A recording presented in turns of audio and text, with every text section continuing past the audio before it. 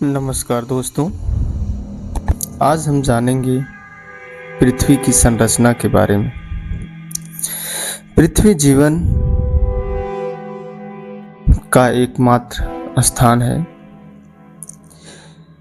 पृथ्वी 3 मुख्य भागों से बनी होती है: भूपटल, मेटल और नाभिक।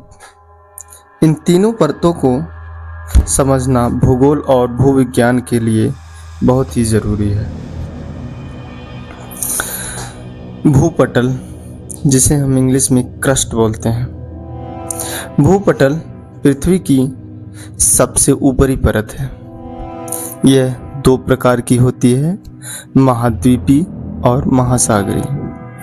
महाद्वीपीय भूपटल मोटी और हल्की होती है, जबकि महासागरीय पतली और भारी होती है।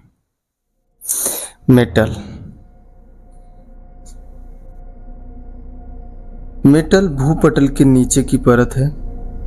यह गर्म सिलिकेट चट्टानों से बनी होती है और इसमें लावे जैसा प्रवाह होता है। यह प्रवाह टेक्टोनिक प्लेटों को हिलाता है।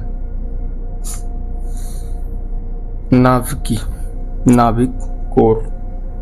नाभिक पृथ्वी का सबसे भीतरी भाग है। यह 2 हिस्सों में बटा है: बाहरी नाभिक जो तरल है और आंतरिक नाभिक जो कठोर है। यह लोहा और निकेल से बना होता है। भूपटल की मोटाई। महाद्वीपीय भूपटल की मोटाई लगभग 30 से 70 किलोमीटर होती है, जबकि महासागरीय भूपटल की केवल 5 से 10 किलोमीटर मोटी होती है। मोहविवर्तनिक। भूपटल और मेटल के बीच की सीमा को मोहविवर्तनिक कहा जाता है। यह परतों के बीच बदलाव को दर्शाती है।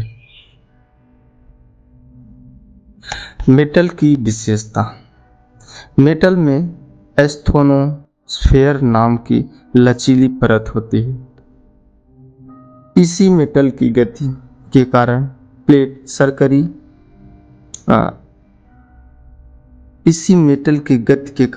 प्लेटें सरकती हैं और भूकंप या ज्वालामुखी बनाते हैं। नाभिक की विशेषता। नाभिक 2 भागों में बटा है: बाहरी और आंतरिक। बाहरी नाभिक तरल है और आंतरिक ठोस। इसी से पृथ्वी का चुंबकीय क्षेत्र बनता है। ग्रहों की तुलना।